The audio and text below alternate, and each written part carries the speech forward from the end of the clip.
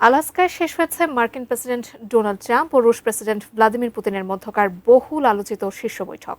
তবে এই বৈঠক ইউক্রেন যুদ্ধবিরতি প্রসঙ্গে কোনো ফল বয়ে আনেনি, বরং যুদ্ধ বন্ধের চেয়ে বেশি গুরুত্ব পেয়েছে ভূরাজনৈতিক স্বার্থ।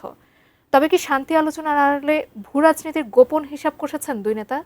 বিস্তারিত আরিফ হাসানের প্রতিবেদনে। দীর্ঘ ৬ বছর পর মুখোমুখি বসেছিলেন মার্কিন প্রেসিডেন্ট ডোনাল্ড ট্রাম্প এবং রুশ প্রেসিডেন্ট ভ্লাদিমির পুতিন। আলাস্কার অ্যাঙ্করেজে অনুষ্ঠিত এই বৈঠককে শুরু থেকেই ঐতিহাসিক বলে আখ্যা দেওয়া হলেও শেষ পর্যন্ত ফলাফলের দিক থেকে তা অনেকটাই হতাশাজনক। দুই নেতা এই বৈঠককে উৎপাদনশীল বলে বর্ণনা করেছেন বটে, কিন্তু ইউক্রেন যুদ্ধ বন্ধের কোনো সুনির্দিষ্ট চুক্তি হয়নি। ট্রাম্প বৈঠক শেষে বলেছেন, কোনো চুক্তি না হওয়া পর্যন্ত কোনো চুক্তি নেই। তার দাবি পুতিন যুদ্ধ শেষ করতে চান, কিন্তু এখনও কোনো প্রমাণ নেই যা সত্যি যুদ্ধের অবসানের ইঙ্গিত দেয়।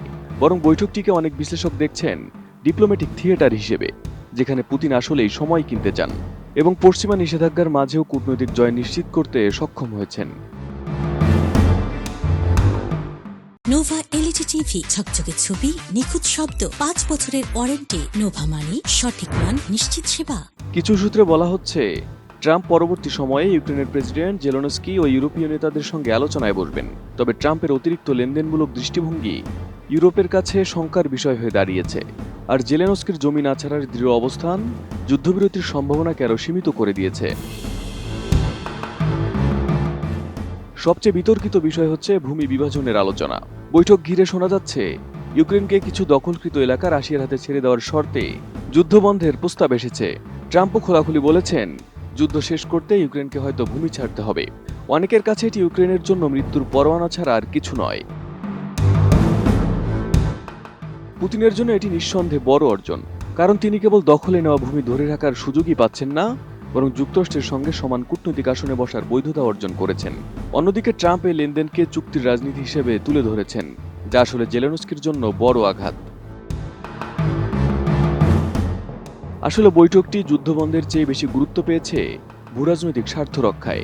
রাশিয়ার জন্য এটি পশ্চিমা চাপের ভেতর থেকেও টিকে থাকার প্রমাণ, আর যুক্তরাষ্ট্রের জন্য ট্রাম্পের নেতৃত্ব একটি নতুন শক্তির ভারসাম্য স্থাপনের চেষ্টা।